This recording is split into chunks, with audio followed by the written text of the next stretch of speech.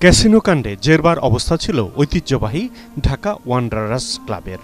তবে ক্রীড়াঙ্গনে ওয়ান্ডারার্সের নাম শুনলে একসময় প্রতিপক্ষের হাঁটু কাঁপত। তার কিছুই আর অবশিষ্ট নেই নামটুকু ছাড়া, ক্লাবটির পারফরম্যান্সও তলানিতে। তবে পুরনো রূপে ফেরার চেষ্টার কমতি নেই। তারই অংশ হিসেবে ২০ বছর পর ক্লাবটি উঠে এসেছে ফুটবলের শীর্ষস্তর পেশাদার ফুটবল লিগে। নবনির্বাচিত সভাপতি আব্দুস সালাম জানান, ওয়ান্ডারার্সের হারানো গৌরব ফিরিয়ে আনতে সবাইকে নিয়ে চেষ্টা করতে চান।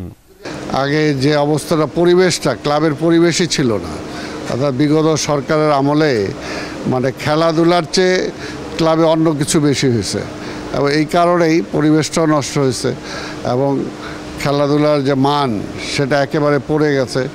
এটা শুধু আজকে ওয়ান্ডার্স ক্লাব না, আজকে মডার্ন ক্লাব কোথায় আছে, আজকে আবাহনী ক্লাব কোথায় আছে, আজকে সেকেন্ড ডিভিশন থার্ড ডিভিশন যখন খেলা হইতো মাঠে যে দর্শক হইতো, এখন মোহামেডান আবাহনী খেলা হলেও দর্শক হয় না, অর্থাৎ দর্শক টানতে পারতেছে না। এই কারণে ওভারঅল স্পোর্টস নিয়ে, ওভারঅল খেলাধুলা নিয়ে আজকে সরকারকে ভাবতে হবে এবং এই খেলাধুলার সাথে যারা জড়িত যে সংগঠক তাদেরকে ভাবতে হবে। ফুটবলে ওয়ান্ডারার্স একটি ঐতিহ্যের নাম।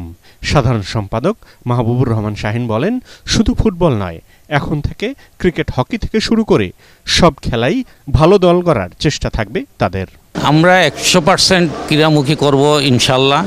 ওয়ান্ডারার্স ক্লাবের সেই বিগত দিনের ঐতিহ্য ১৯৩৭ সনের প্রতিষ্ঠা লগ্ন থেকে এই পর্যন্ত যত ক্লাবের ভাবমূর্তি যেরকম ছিল, মাঝখানে যেটা নষ্ট হয়েছে আমরা সেটাকে পুনরুজ্জীবিত করার ইনশাল্লাহ চেষ্টা করব এবং এই উদ্যোগ নিয়েই আমরা কিন্তু কমিটিটা করেছি যেন আমাদের সেই পুরনো ঐতিহ্য আমরা ফিরে আনতে পারি। আমরা শুধু সাঁতার না, আমাদের এই মুহূর্তে হকি আছে, কাবাডি আছে, তারপরে ক্রিকেট আছে, ফুটবল আছে। আমরা পাশাপাশি অন্যান্য ইভেন্টগুলোতেও আমরা জয়েন করব যেন আমাদের এখান থেকে সব ধরনের অ্যাথলেট বের হয়ে আসে।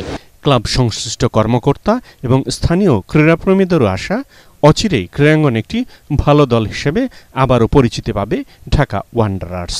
আমাদের উদ্দেশ্য থাকবে একটাই, যে ক্লাবে আমরা কখনো কোনো জুয়া বা ওই যে অনটেন একটা আছে, আমরা কখনোই এটা নিয়ে থাকবো না ইনশাল্লাহ।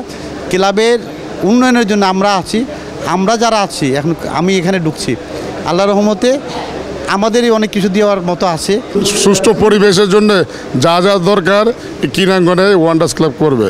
ফুটবল, ব্যাডমিন্টন, ক্রিকেট, বিভিন্ন ইভেন্ট নিয়ে তারা ভালো কিছু করবে, এই প্রত্যাশাই আমি করি। প্রতিটা ক্রীড়াঙ্গনে যত ক্লাব আছে, ক্লাবকে আমরা দুর্নীতি মুক্ত করতে চাই, খেলোয়াড় তৈরি করতে চাই, ফুটবলকে এগিয়ে নিতে চাই। বর্তমানে বীর মুক্তিযোদ্ধা আব্দুল সালাম সাহেব ক্রীড়াঙ্গনে আসছেন, ওনার নেতৃত্বে ইনশাল্লাহ এই ক্লাবে আবার নতুন কিছু ফিরে আসবে। ঢাকা ওয়ান্ডারার্স ক্লাবের ঐতিহ্য সম্পর্কে হয়তো আজকের নতুন প্রজন্ম তাদের ধারণা কম। একসময়ে ঢাকার লিগে, ঢাকার ক্রীড়াঙ্গনে ঢাকা ওয়ান্ডারার্স ক্লাবের যে ঐতিহ্য, সেই ঐতিহ্যটাকে ফিরিয়ে আনবো।